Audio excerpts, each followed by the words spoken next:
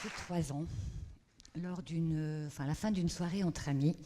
Vous savez, les soirées que l'on passe avec la famille ou les amis, et on se retrouve en fin de compte à parler de politique, de problèmes de société.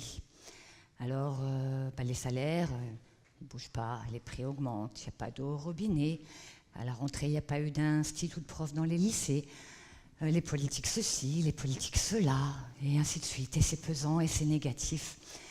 Et ben moi, en rentrant, je me suis dit, non, ça suffit, basta, faut qu'on fasse quelque chose et qu'on fasse quelque chose de positif pour que ça aille mieux. Parce que le constat, on l'a tous fait, ça va mal, mais qui c'est qui agit ?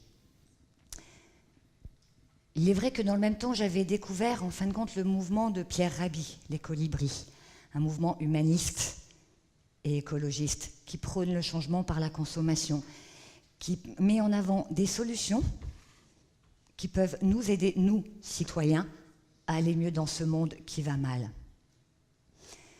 Alors, en fouillant sur le net, j'ai découvert la Gratiféria. Je pense que certains, mais pas mal d'entre vous, doivent connaître maintenant. La Gratiféria, c'est argentin.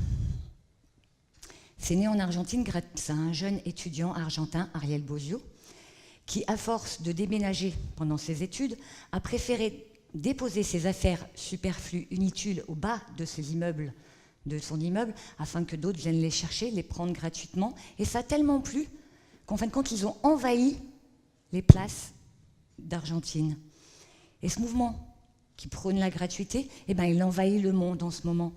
Il y en a en France métropolitaine, il y en a en Belgique, il y en a en Espagne, il y en a en Italie, il y en a en Angleterre, il y en a en Grèce, il y en a bien sûr en Amérique latine, il y en a en Amérique du Nord, et on en a une ici aussi. Alors, pour vous faire comprendre ce que c'est que la Gratiféria, on a l'habitude de dire qu'à la Gratiféria, on vient avec ou sans rien, et on repart avec ce dont on a besoin, sans réciprocité et sans argent. Alors imaginez une grande brocante, une brocante normale, un marché aux puces, et là il n'y a pas d'argent. Mais rien, pas d'argent. On vient donner avec le cœur des objets dont on n'a plus d'utilité. Et là, on retrouve un bonheur, un sourire, de la joie, de l'envie de bouger, de l'envie de faire évoluer le monde. Et comme il n'y a pas de réciprocité, il n'y a pas d'argent, on redonne de la valeur à l'homme et pas à l'objet. Concrètement, chez vous, imaginez tous chez vous, vos placards, la cuisine, une armada de petites cuillères, des assiettes à revendre, des canaris qui traînent, de l'électroménager qu'on a acheté parce que c'était la mode et dont on ne se sert jamais, le placard de madame. Personne n'a dans son placard une petite robe qu'on garde, on dit « on se la mettra » et puis on ne la met jamais. Les enfants, leur chambre, ils jouent toujours avec les mêmes objets, les mêmes jouets, les autres ils dorment dans le placard, sagement. Monsieur, il n'est pas en reste entre ses jeux vidéo, ses lectures, ses occupations. On a tous un placard rempli de vieux câbles.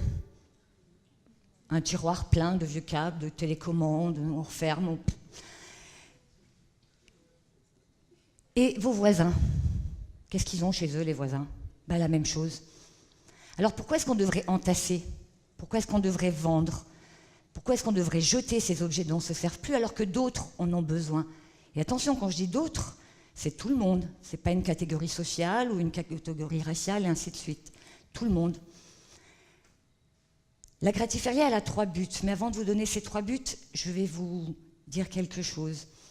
Et la vidéo qu'on vient de voir, elle va vous l'expliquer.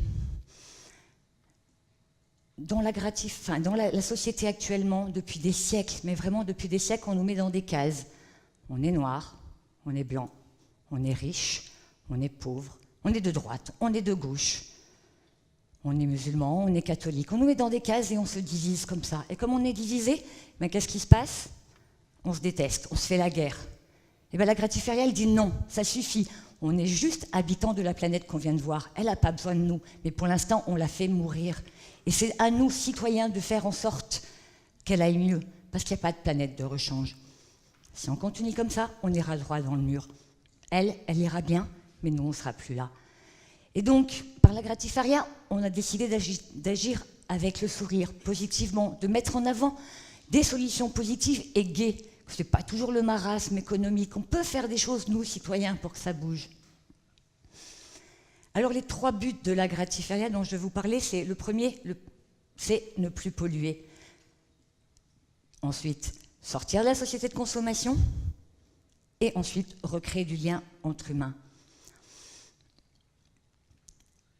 Imaginez, vous venez donner à la gratiféria des objets dont vous ne vous servez plus. Vous ne polluez plus, puisque vous ne jetez pas. Et si vous acceptez de prendre dans les mains d'autres personnes des objets dont vous aurez l'utilité, vous sortez de la société de consommation. Mais surtout, qu'est-ce qui se passe? Comme vous parlez entre vous, on parle entre nous, on se rencontre, on recrée du lien entre humains. Et ça, c'est super important, le lien entre humains.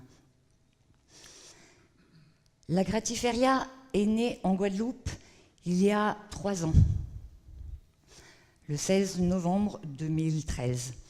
Et à la première gratiféria, nous étions 20. Mon cercle d'amis, plus une personne qui avait croisé l'événement sur Facebook et qui s'était joint à nous. J'aurais toujours un peu de tendresse pour cette personne-là. Et à la deuxième, on s'est retrouvés 100. On n'a pas compris. On s'est demandé, mais comment ça se fait? C'était juste qu'en fait, le bouche à oreille, les valeurs de bon sens ont parlé et les gens sont venus.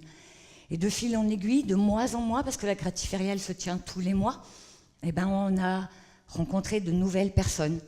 Et ces nouvelles personnes ont fait grossir les équipes qui organisent ça. Et du coup, maintenant, elle n'est plus qu'à Saint-François, la gratiféria, parce qu'au début, elle était à Saint-François. Elle se fait aussi sur Vieux-Habitants.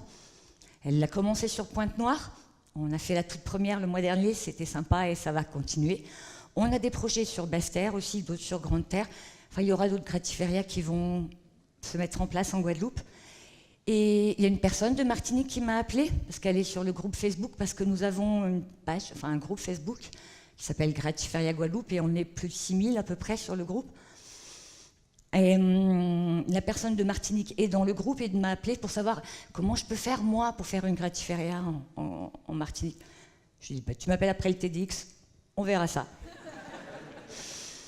Et une dame qui était aussi dans la gratiféria Guadeloupe et qui est rentrée en métropole et qui habite Paris et qui m'appelle en me disant, Sophie, j'ai mon fils, je suis allée à la brocante, il m'a dit, mais maman, c'est pas normal, on paye. Et du coup, elle me dit, est-ce que je peux faire aussi une gratiféria à Paris? Pas de souci. Allez, on te donne les 2-3 petits trucs et tu te lances. Donc, on a pris de l'ampleur, on a rencontré des gens, on grossit, mais avec le cœur, toujours avec le cœur, toujours avec l'envie d'avancer plus loin pour qu'on soit tous solidaires, tous des humains sur cette terre pour qu'on protège et notre environnement et nous humains, les animaux et les plantes également. Du coup, quand on a cette façon de voir les choses, la gratiféria, c'est du bonheur au quotidien, mais vraiment au quotidien. En fin de compte, je vous ai dit que il y avait toutes les petites choses qu'on pouvait ramener à la gratiféria, les vêtements, les choses comme ça, mais il y a des gens qui viennent avec des cajots entiers de fruits qu'ils vont partager. J'ai vu des portes de placards rentrer à la gratiféria, ressortir avec un autre propriétaire. On a vu un monsieur qui avait fini ses travaux et qui a ramené du ciment-colle et du carrelage. C'est un beau don quand même, je veux dire, écologiquement et économiquement, on fait des économies, vous comprenez, on redonne une seconde vie à des objets qui auraient été jetés ou vendus. Non, là c'est gratuit et ça sert. Il y a un hôtel qui nous a donné, parce qu'il vient d'être acheté sur Sainte-Anne, et il nous a donné ses rideaux et ses housses de chaises. Et ces housses de chaises qui étaient dans un hôtel vont faire 3 mariages là dans le mois de décembre. C'est magique.